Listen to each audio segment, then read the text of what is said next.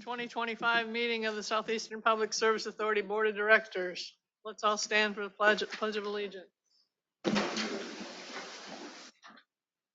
Allegiance to the flag of the United States of America, to the republic for which it stands, one nation, under God, indivisible, with liberty and justice for all.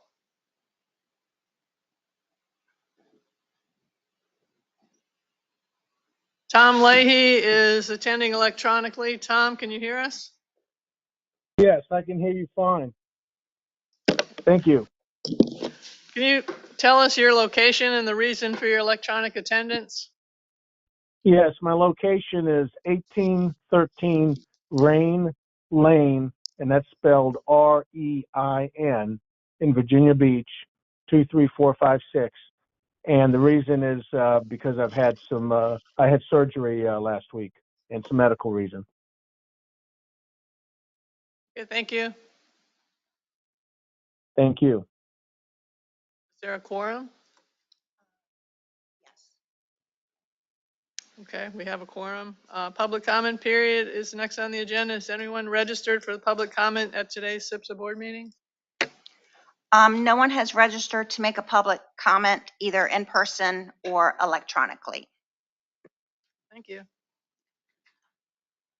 Under chairman's comments, 2 board members are retiring. This is going to be their last meeting. One is Robert Lewis, who's our Suffolk alternate member. Al, would you like to say a few words? Sorry. Sorry. Sorry, Robert. I'm on it. Yes, Robert is leaving our city after 38 years of service to the city of Suffolk. He's been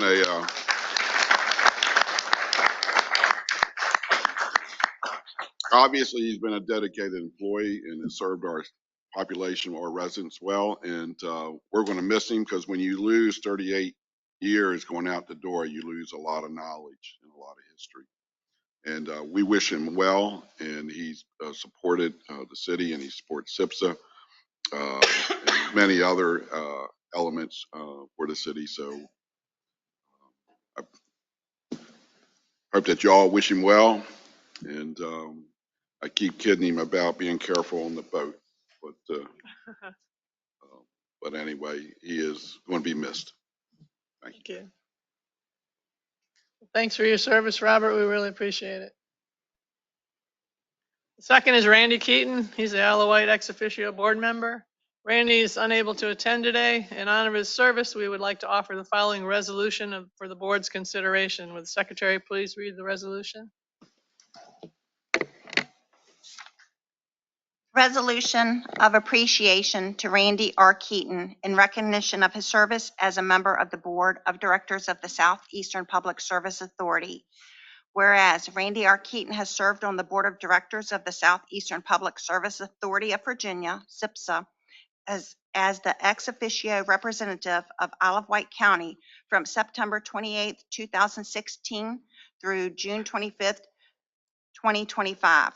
And whereas his willingness to support the regional solid waste management programs of the authority with his knowledge, experience, and expertise has rendered an invaluable service to the citizens of Isle of Wight County, Southeastern Virginia, the Commonwealth of Virginia, and to this authority enhancing the quality of life for all.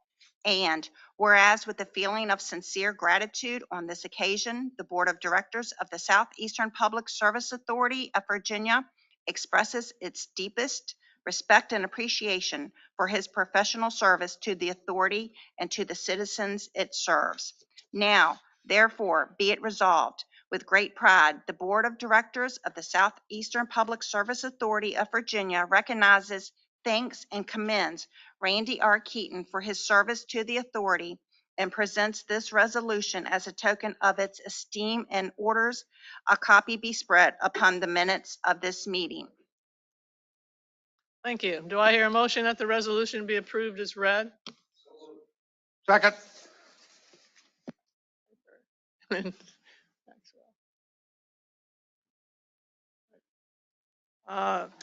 I need to read it? Okay. All in favor?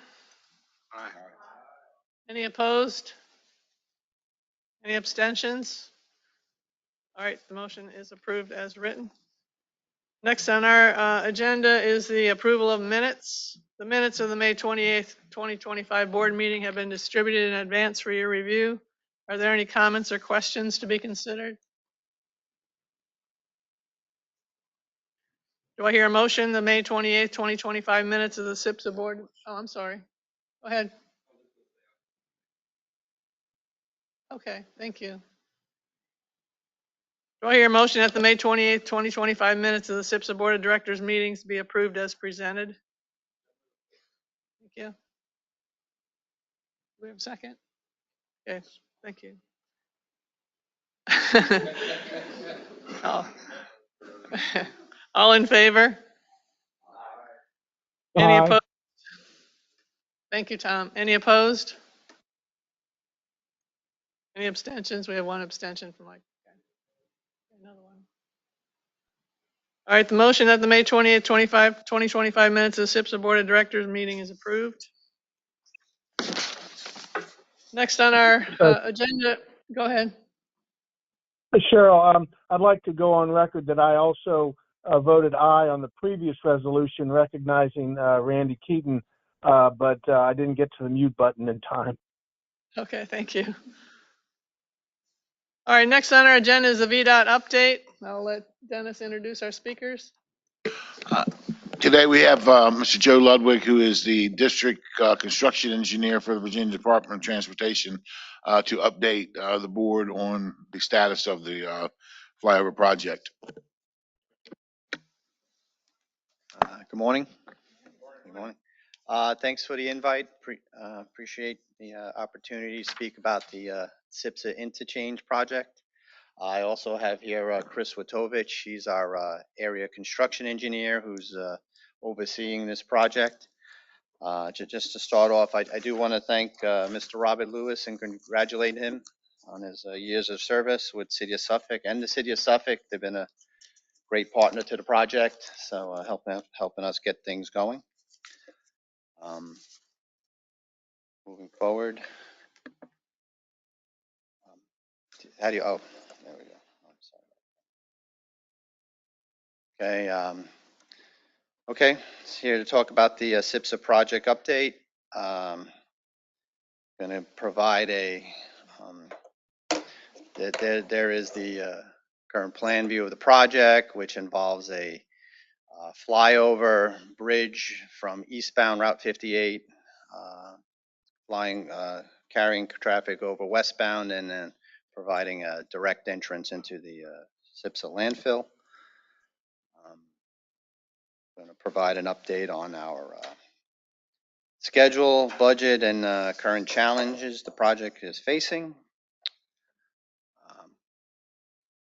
So where we are, just where we are in comparison to our overall project schedule. We got our notice. We opened bids in early May of last year, and then we had a notice proceed in July. Construction's been underway since got going in August of last year with our pre-con. Through the winter, we did a lot of clearing and grubbing, getting the site, getting environmental controls, and just now we're, if you've been through the corridor, I'm sure you've seen a lot of activity, getting the bridge going with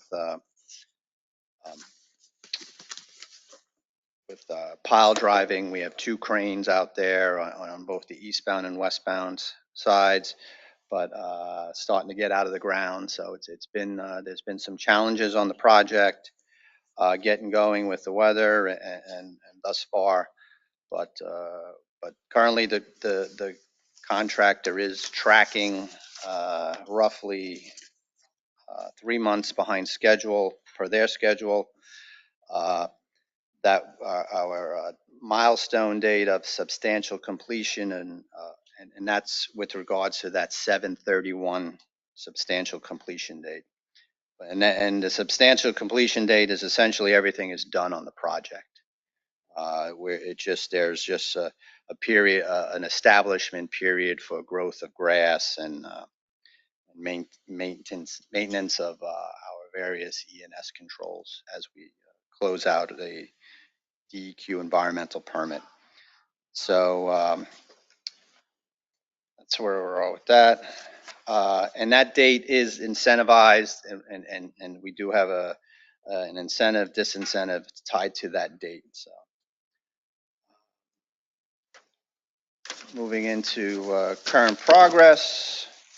Really, real focus of the area is where the flyover is going to be, what we call our abutment A. Then it goes to Pier 1 on the eastbound, and in the center median is our Pier 2, and then along the westbound is Pier 3 and abutment B. So we've recently had some good progress. The contractor's been working on pile driving, structural concrete, constructing our footers and columns. So that's our Pier 1 that's actually been poured, and the column has been poured for that. There's some work on the column. And the center median has been cleared, and we're getting that ready to install do our pile work and footings there. Currently, the contractor is working simultaneously both sides of the road in an effort to get the project back on schedule. Crews are they've been through the corridor. They have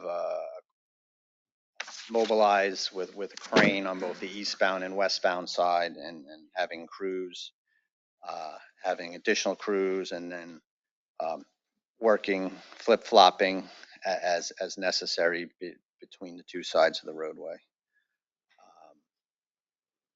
And that is our Pier 2.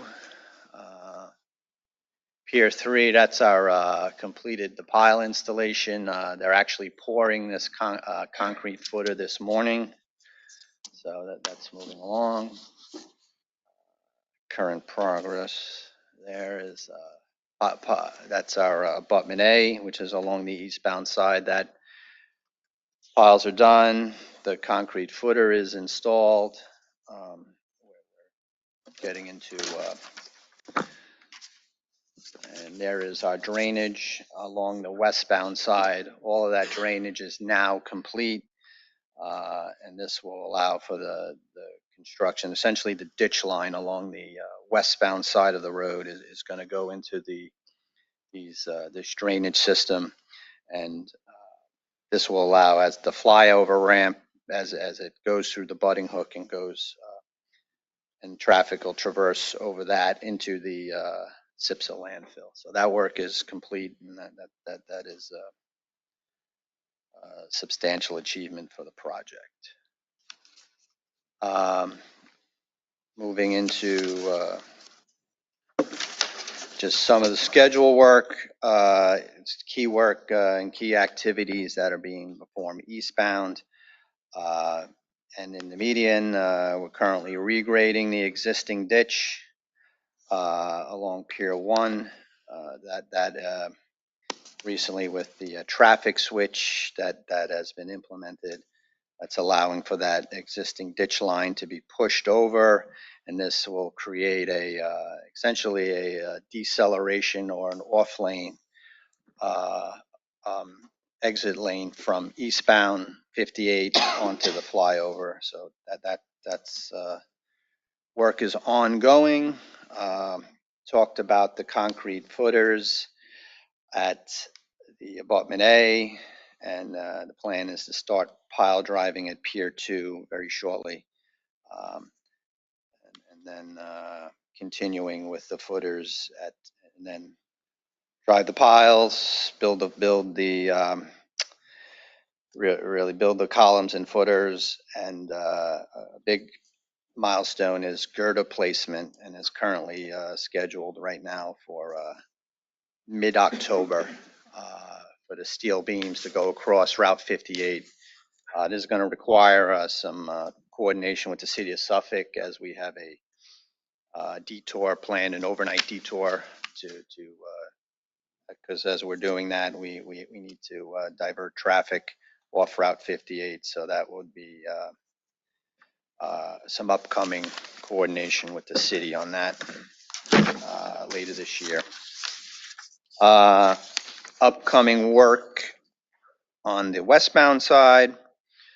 We have placed concrete and footers in the column in Pier 3. Like I said, this morning, we're actually pouring the concrete footers. Continue with clearing and grubbing in the teardrop area. All of the clearing has been done in the teardrop. We needed to do that early in the project because of a time of year restriction for the northern long-eared bat. So essentially all the trees within the project limits were cut down, but the actual grubbing or the removing of the stumps is going to happen, is ongoing. And begin pile driving at abutment B, and that has begun, and we've already driven 10 of the 18 piles for abutment B. In terms of budget, project is currently on budget. There are some of our numbers. Feel like we're in a good place with budget right now. Nothing really showing, no major overruns or anything on the horizon right now. We've had a couple change orders to the project. One involved turbidity monitoring because of the project was, at the time the project was awarded, we had a DEQ construction general permit in place, but a new permit came online after that point, and it had some requirements for turbidity monitoring for any dewatering of excavations that had to be performed. So we needed to do a change order to capture those regulatory agency requirements. And then the second change order is nearly, it's in the signatures phase. There is our contractor, Crowder Engineering, proposed a value engineering proposal, essentially changing, and I'll go a little bit more detail at the end, but just how the abutments were backfilled and the materials used. So that, based on that, it's estimated the project's going to save roughly $677,000. And because of that concept, the way our specs are, those savings get split between the department, which is essentially SPSA, and the contractor. So that's going to result in a net decrease to the project of roughly $338,000. And then we're tracking a few overruns and some additional orange safety fence due to E&S controls and some, but we haven't fully realized that. They don't seem to be major in nature, so it's just relatively normal overruns on a project. Moving into continuing with budget. So did mention that the project does have had some challenges getting going, and the project is tracking per the contractor's schedule, approximately 3 months behind. The contractor has submitted some notice of intent to file claims on a couple items regarding MOT and some traffic barrier and access to the project. Essentially, in a nutshell, VDOT's reviewed them. We don't feel that there's entitlement to those claims, and that a lot had to do with the contractor's selected means and methods, and so VDOT's position is that these claims, these intent to file claims don't have merit. So, but we feel good about the position and that the plans were adequate. But the contractor has a right to continue to pursue those. So the project's going to progress, and they're just reserving their right to potentially file a claim at the end if they choose to do so.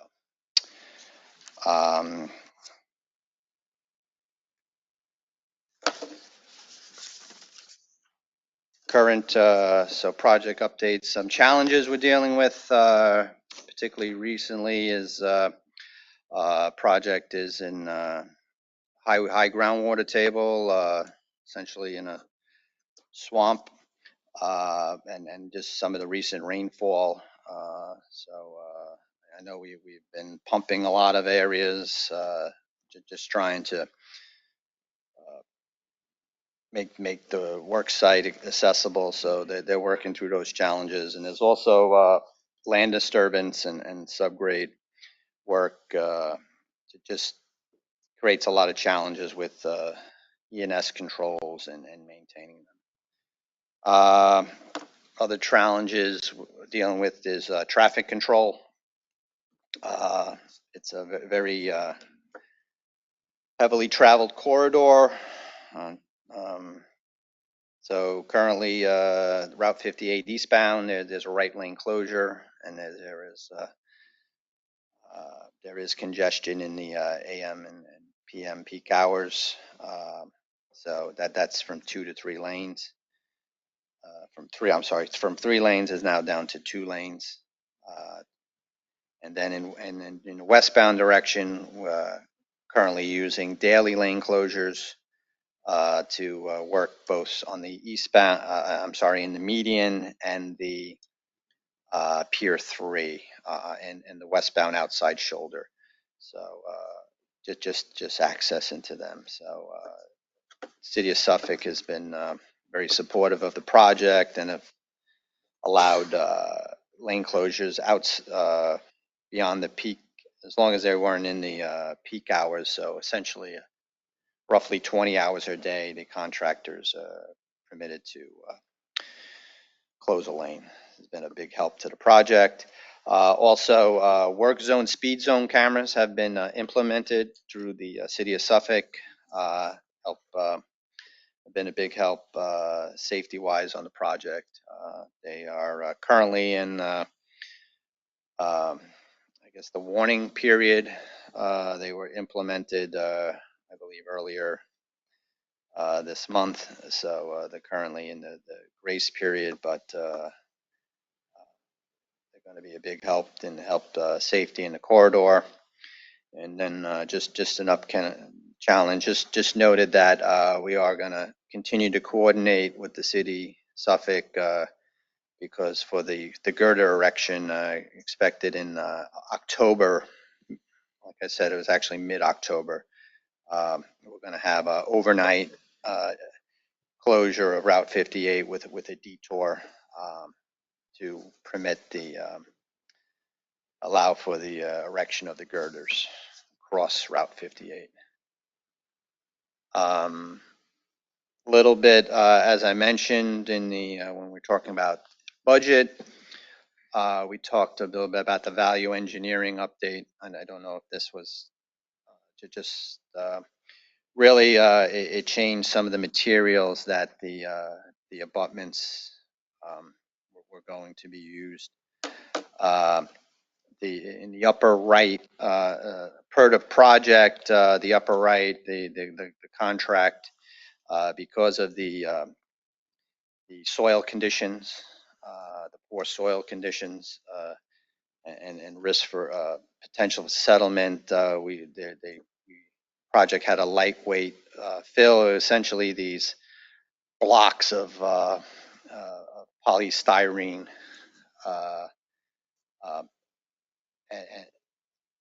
material, so which is weighs less than dirt or soil, so hence the potential for settlement was reduced.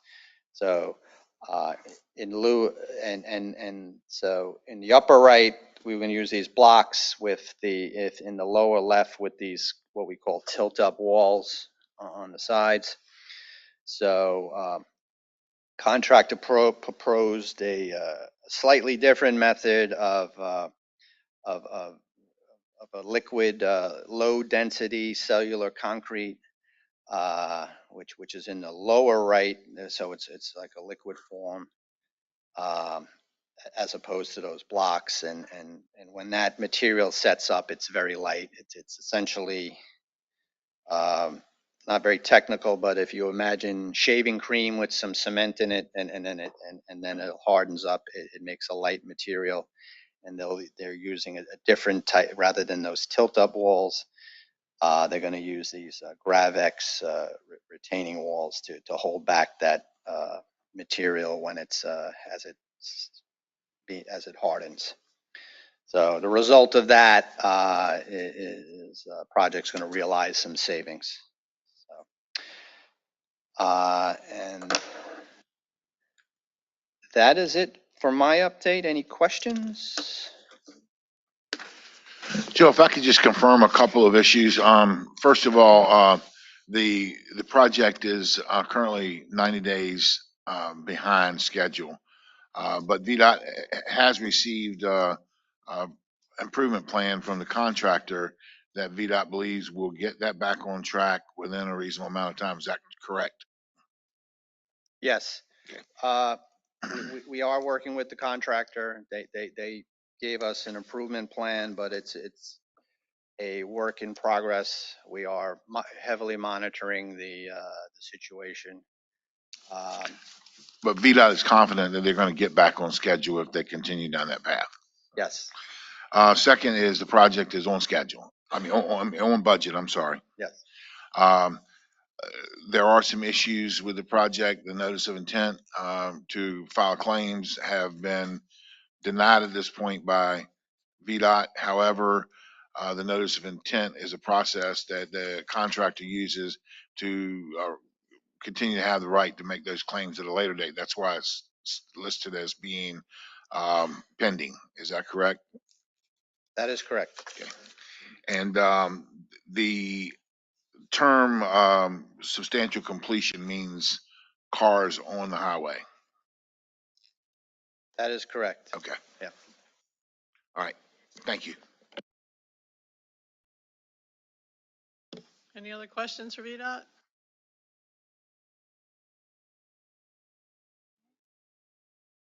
Okay, thank you very much. I would also add that the value engineering proposal has been approved. I think the presentation when it came to originally said that it was pending review, but I received a copy of that yesterday in the mail saying that had been approved and it was signed off on. So that's a done deal now.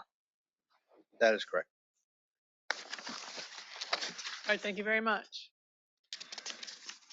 Next on the agenda is the executive director updates. Dennis? Thank you, Madam Chair. First is a wetlands update. We're coming to the near the end of these wetlands updates, fortunately. The VWP individual permit for DEQ has been issued now, the final permit. We have executed memorandum of agreement with the consulting parties, which is the SHPO, the State Historic Preservation Officer, the Army Corps of Engineers, and the Nansemond Indian Nation and SPSA. That is executed. The settlement agreement that the board requested that we have signed from the Nansemond Indian Nations has now been executed. Talk with the Corps as our project managers was on vacation last week, but the Friday previous to her going out of town, she told me that we should expect the record of decision and 404 sometime by the end of the month. So we are moving forward with winding that project up. And after we receive that 404 permit, we'll execute the purchase agreement we have with the owners of the Magnolia property, and we'll close on that deal. And then the next steps on the project is we're going to need to put out a bid to log and to grub that impact area. We want to do that right away because we have some construction issues for cell 7 that we need to address. Uh, and then we'll begin to work with the city of Suffolk to lay out the steps that we need to take to allow us to store borrow material from the cell 7 construction on that site, and then future use of that as a landfill for cells 8 and 9. We'll need a CUP for that. So we'll begin that process as soon as we get the 404 at the end of the month. Are there any questions? I think this kind of should wind this up, but we'll keep you abreast on any major accomplishments in the project, such as that permit. I'll probably give all of you a phone call and let you know that we have it in hand when we get it. So we're excited, as you can tell. Any questions? Yes, Luke. I think it's appropriate that we take just a moment to thank Dennis and his staff for a long, arduous task that has come to favor in the city, or in favor of SPSA.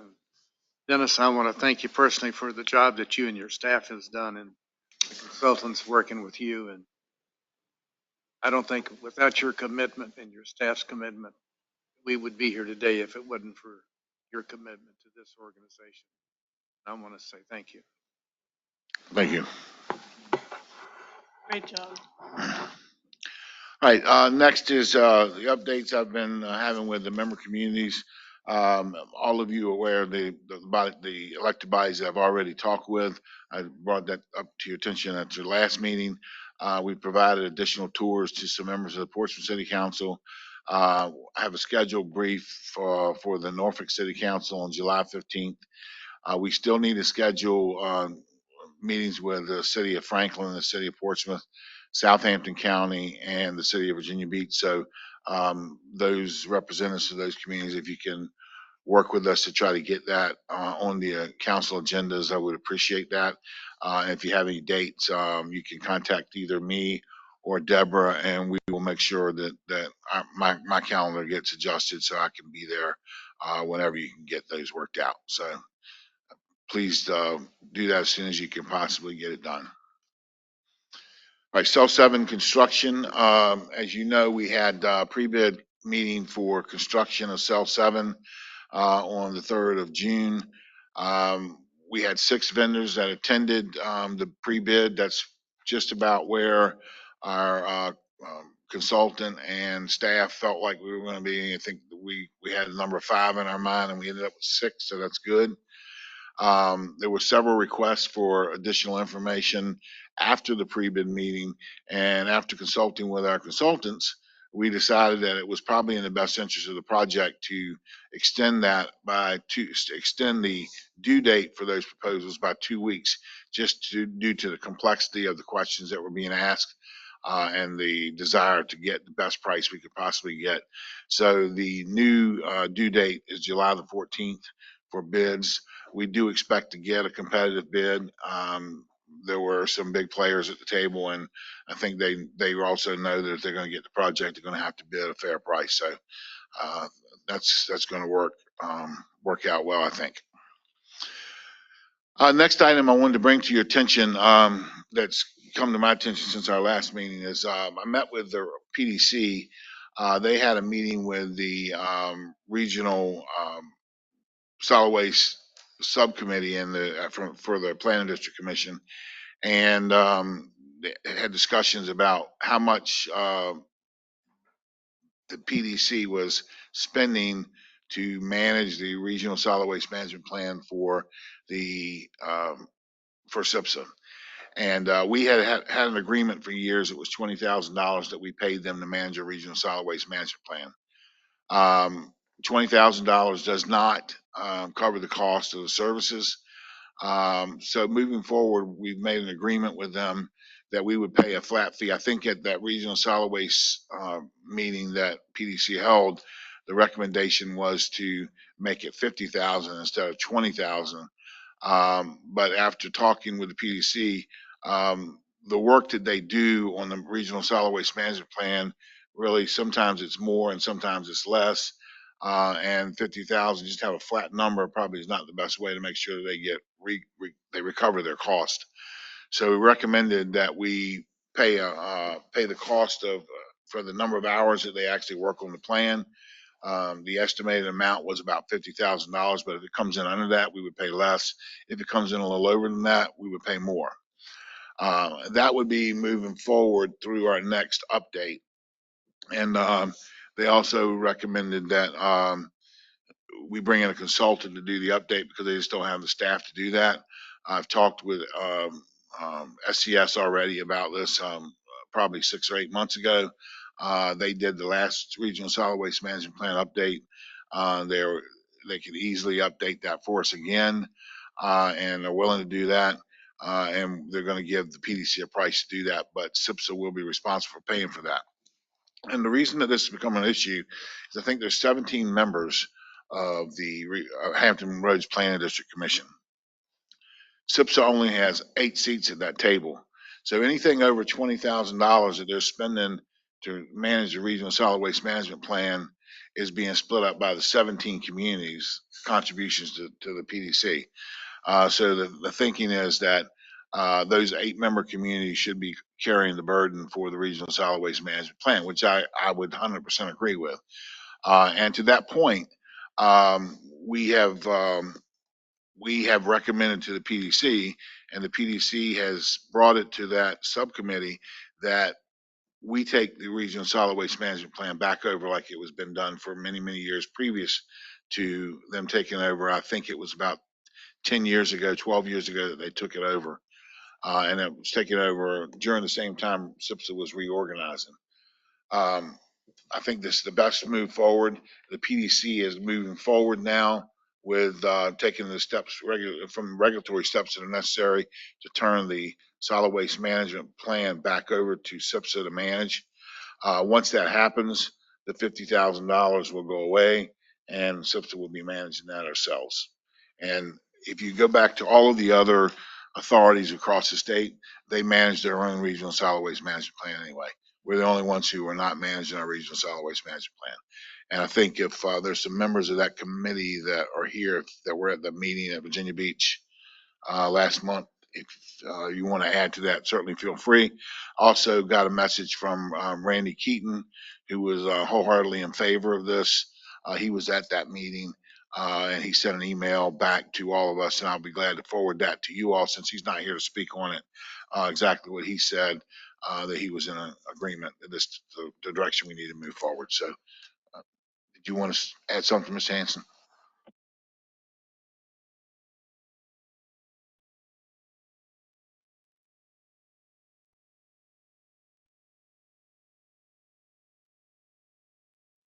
Certainly we are responsible for paying our own way in this, and I don't have any problem with this. This makes sense, and I'm glad to see us working towards being able to do it ourselves. Are there any questions on this? Because this is an issue that, yes, sir, Ms. Kiefer. Is this $50,000 a year or is this a one-time cost? No, sir, that's $50,000 a year. And that's not a flat rate. It's actually what they spend. Where they originally proposed to increase it by $30,000 to make it 50,000. We countered that with let us just pay what your cost is. So we'll pay the hourly rates for their planner who works on this when he's working on it, and we'll get billed monthly for that.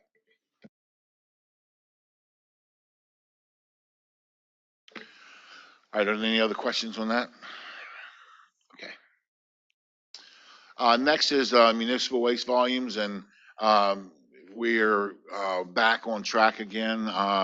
This month, municipal waste was at almost 45,000 tons, which puts us right above, almost at our record high for number of municipal tons. Commercial waste volumes were again through the roof, and I've explained to you multiple occasions why that is, and the fact that we have our network of transfer stations that these contractors can bring their waste to, and makes it more economical for them. We expect that number to continue to go up. And then our total waste is well above our targeted amount now. Even though the municipal waste volumes total, and I'll show you in the next couple of slides, the municipal waste is still below. We're projecting right now to be about 10,000 tons below the budgeted amount. However, you can notice from the numbers that I brought to you last month, 10,000 tons of that is Virginia Beach waste that we had counted on that we didn't realize. So we're right on target with the rest of our communities. For cumulative for commercial waste, we're well above the 189,000 that we budgeted. So we're good there, and then 700,000 tons is budgeted for the total waste stream, and we're already at 691,000. So we're going to exceed our budgeted total waste volume for the year.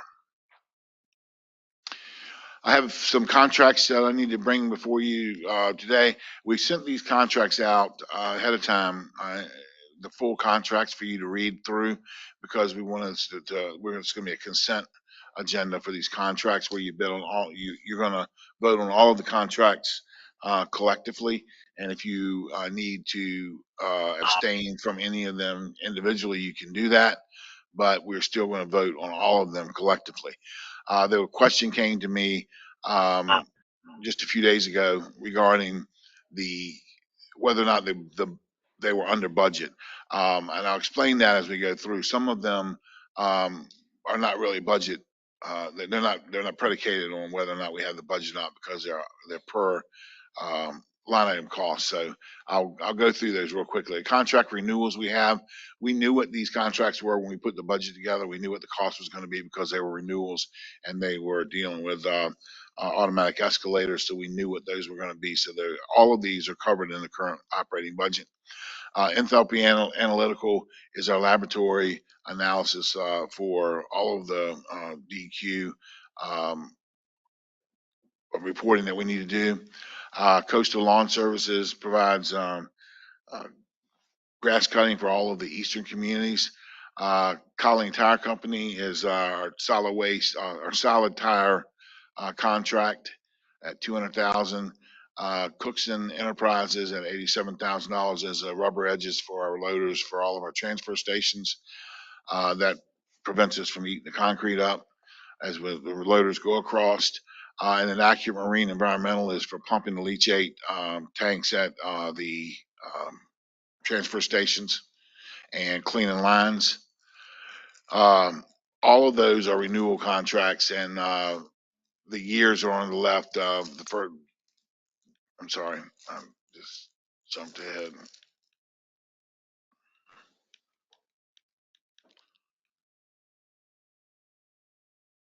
Can you help me? Trying to get back.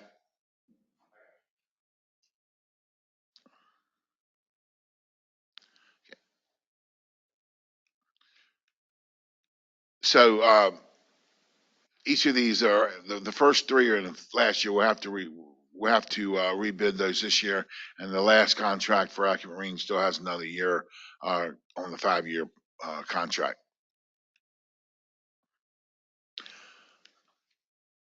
Now, not working. Okay. Can you go back? One. There you go. All right. So cooperative contracts, and you know what they are. We've gone through that with the full board before. The first one is uniform rentals. We're switching over to Centos this year, and the Omni Partners is the source for that cooperative contract, and the annual value is $45,000. That's split across all of the budget lines. Each individual unit carries their own weight for their uniforms, and they're covered in the budget. The next is a Sourcewell for Carter Machinery. This is for any parts for Caterpillar equipment. The 300,000 is what we anticipate the cost to be, but this is a per unit cost. If you need an alternator for a D8 bulldozer, you use that contract to buy it. So we don't really know how many of those alternators for D8s we're going to need. So we don't really have a budgeted amount, but it's a contract that allows us to purchase these and it's already been bid. And the same thing goes for the next one, but the next one is for Volvo's. The McClung Logan contract is 85,000, and the difference in 300,000, 85,000 is the number of Volvos and the number of Caterpillars we have in our inventory. The next item is MXI Environmental Services. That is the company that takes away our household hazardous waste. We're following a Newport News contract for that, and the total cost for that is $47,500, and that's based on historical cost, and it is within the budget. The next one is HEPACO. They are for hazardous area cleanups. That's a Chesapeake contract that we're following, and that's shot in the dark on the budgeted amount because you don't know if you're going to have what kind of issue you're going to have, but we have $10,000 budgeted for that. And then the last one is for toxicology and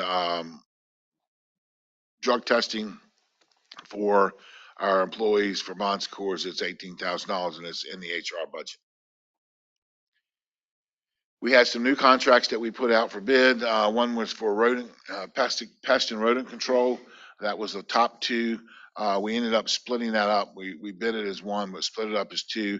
Zupro took the rodent, and Dodson Brothers was the winner for the pest controls.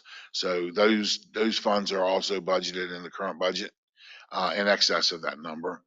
And Safe Clean USA is our janitorial contractor who takes care of this building, operations, and transportation, and the landfill.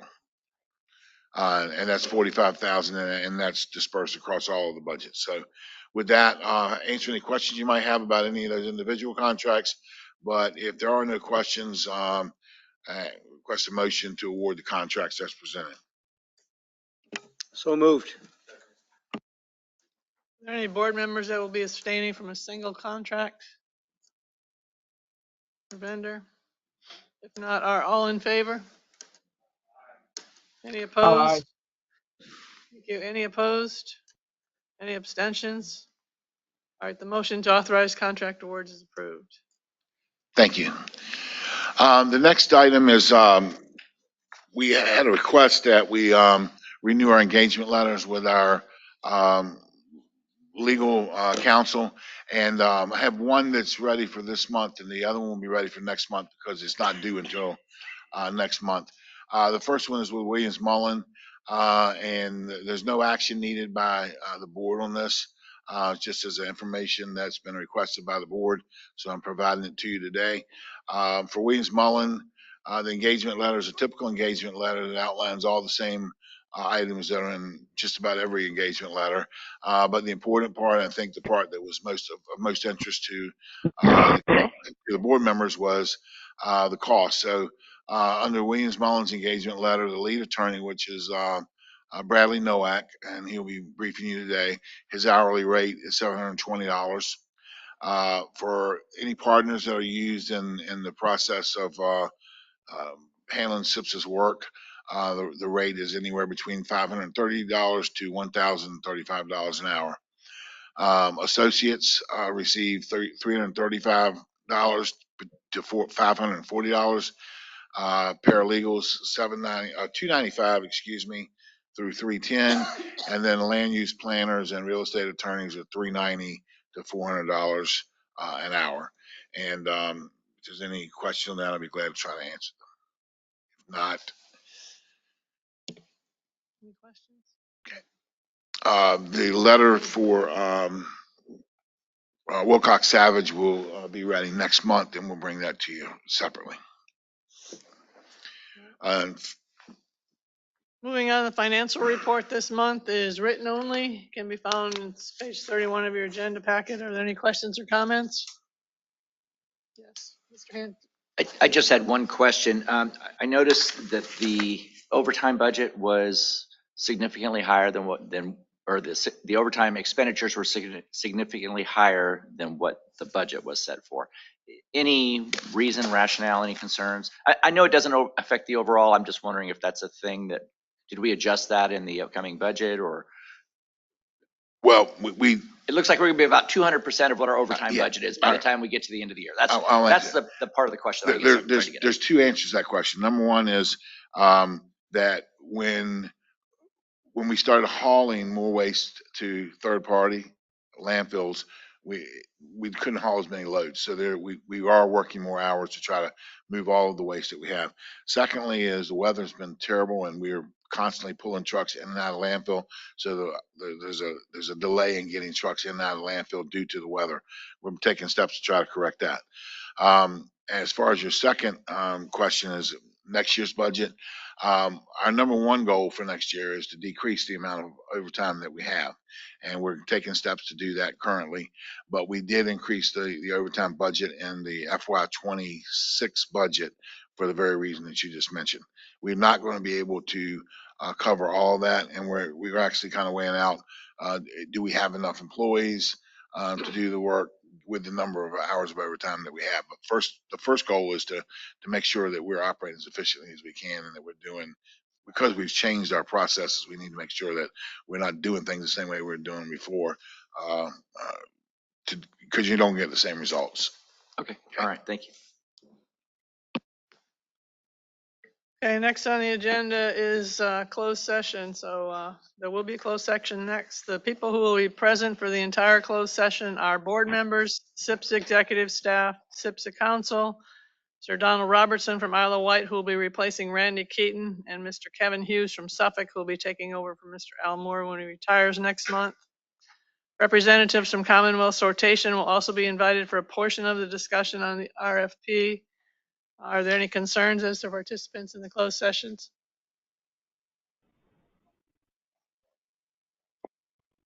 And also Bob Gardner will be attending the closed session. If not, I move that a closed session be held for discussions regarding 1, negotiations with Commonwealth Sortation regarding its proposal received in response to the RFP issued by SPSA for solid waste disposal services in accordance with Virginia Code Section 2.2-3711A29 for the purpose of considering the negotiation and award of a public contract involving the expenditure of public funds and discussion of the terms or scope of such contract, where discussion in an open session would adversely affect the bargaining position or negotiating strategy of the public body. And B, Virginia Code Section 2.2-3711A8 for the purpose of consulting with legal counsel regarding specific legal matters regarding the provision of legal advice by such counsel. And 2, the proposed amendment to the existing use and support agreements being prepared in conjunction with negotiations with Commonwealth Sortation in accordance with Virginia Code Section 2.2-3711A8 for the purpose of consulting with legal counsel regarding specific legal matters requiring the provision of legal advice by such counsel.